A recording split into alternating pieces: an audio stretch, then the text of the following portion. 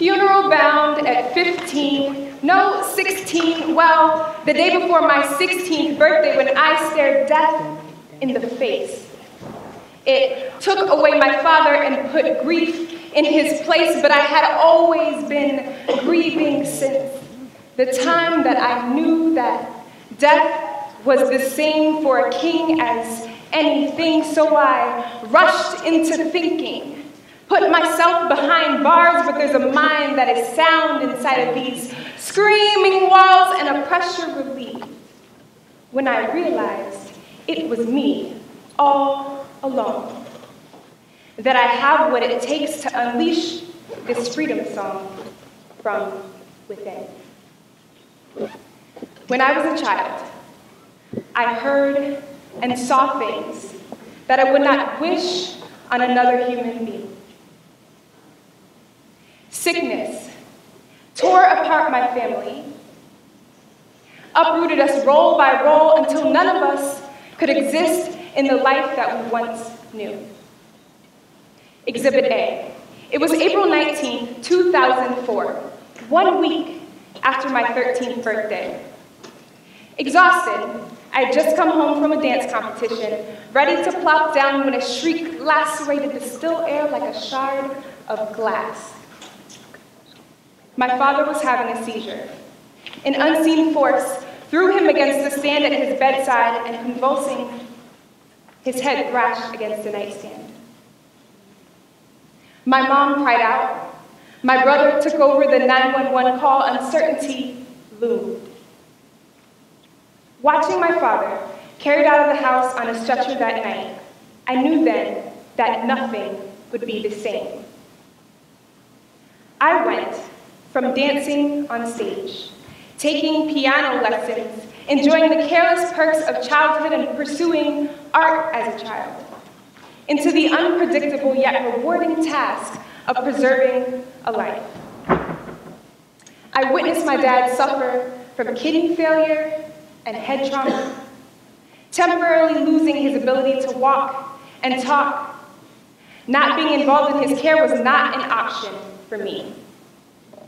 So I learned how to administer peritoneal dialysis from home, and I balanced my high school workload with managing his meals and medication.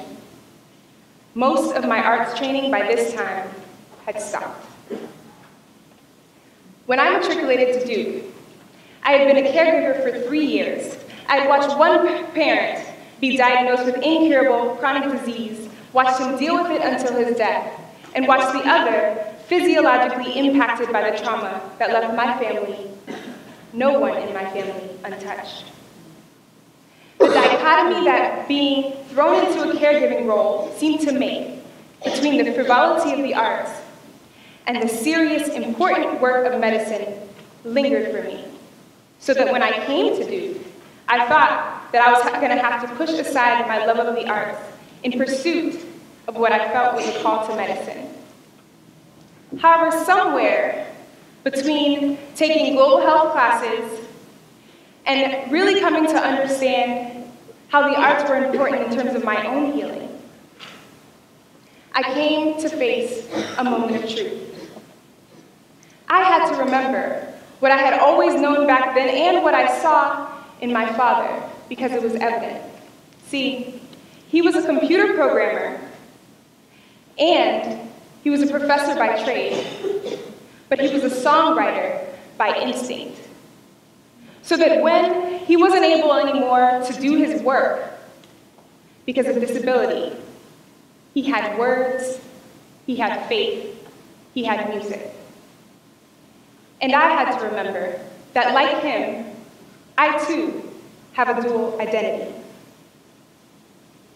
As an undergrad, I came to recognize that my call wasn't to look at two diverging roads and take one or the other, but to build my own. So I did. And I built my road through designing my major in Program 2. My major was called Intersections of Public Health and the Performing Arts. The challenge at this point was to reroute my seemingly disparate passions until they met in me. And it wasn't about just creating a major, It was about creating a life. That was a life that I finally started to see more and more about how it could actually become a reality one summer after my sophomore year. I was doing biomedical research that summer, and when I stumbled upon an arts and healthcare summer intensive, which blew my mind, because little did I know there was an entire field that was dedicated to integrating the arts and health. I also learned at that time that Duke has one of the premier programs for arts and health at their hospital, and they're leading in the international health movement. I found that there is a world of people who recognize that even when there are cases where there is no known cure, the arts can bring more humanism into our culture of care. To name a few ways, the arts have been used as psychotherapy, they've been used in terms of pain management, and when used in tandem with things like CT scans, it's also been shown that they can help to reduce the healthcare costs that might be associated with having to repeat a scan. And so, learning about all of these things, I was determined to come back here and put what I was learning into practice.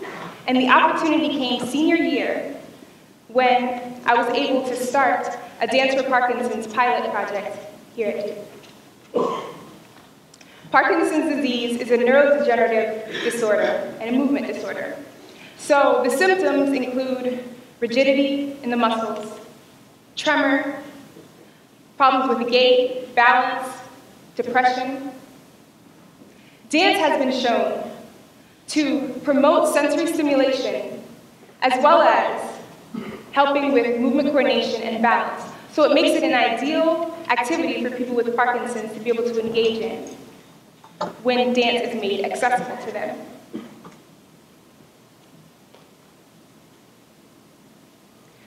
What you're seeing now is Dance for Parkinson's at Duke, which I've been leading for about the past 7 months.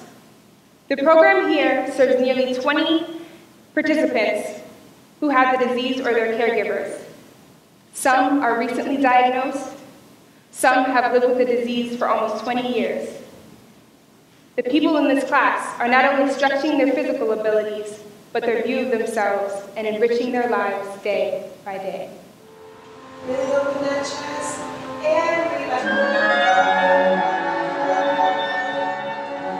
But I really like the class because it gives me a chance to be in contact with my body better. It's still wonderfully liberating and it makes me feel almost normal, which is something I haven't felt in a while, especially with the Parkinson's and all.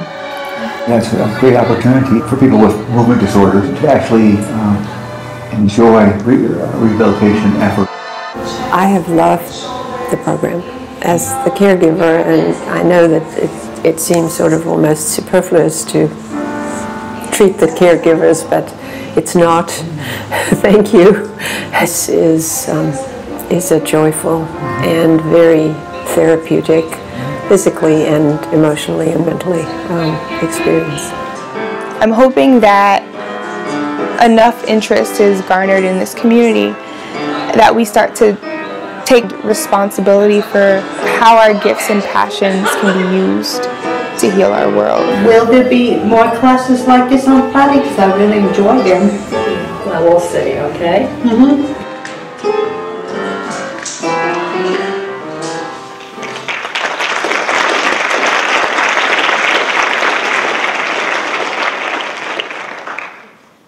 Will there be more classes like this on Fridays? That was a big question for us, coming out of last year. And I think it's one that will continue to reveal how the arts and healthcare are valued. But my message is not just for an undercover singer or dancer or painter. It's for an undercover anything who wants to be revealed. There is an art to creating spaces so that all of who we are can live in what we do. How are you seeing limitation as an opportunity to try something new, rather than a barrier or a dead end? What is inviting you to step outside of a comfortable unknown for the sake of bettering your life, your field, or your world? O artist, uncovered, undiscovered, what alkalines reside in your stomach, I wonder, to nullify the piercing words that you keep buried in profound spaces? Do you struggle to hear your hunger amongst all the other voices that are making demands? O artist, uncovered, undiscovered, when the world is calling out your name to greet it, do you stretch to meet it? Or do you retreat? Do you pursue and try to reach? Or do you surrender? Do you dare to create? Or do you assimilate? I have this much to say. I am a dancer and a songwriter. And if the good Lord allows me the honor of being a doctor too, I will still dance. I will still sing. Thank you.